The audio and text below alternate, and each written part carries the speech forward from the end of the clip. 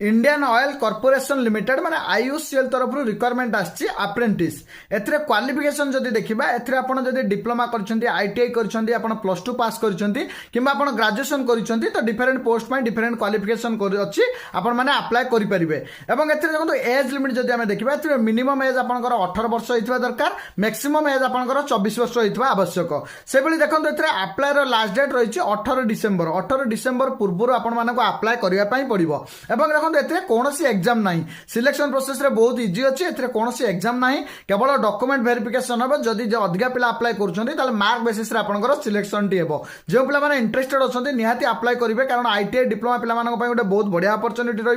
+2 पिला चाहिए जॉइन करेंगे कि आईटीआई डिप्लोमा पिला गोटे बहुत बढ़िया अपरच्युनिटी रही अप्लाई लिंक सहित आपको ऑफिशियल नोटिफिकेशन मुझे टेलीग्राम चैनल में देदेवी। टेलीग्राम चैनल लिंक आप इंस्टाग्राम बायो रे पाइबे सेठारे आपण क्लिक करके ऑनलाइन अप्लाई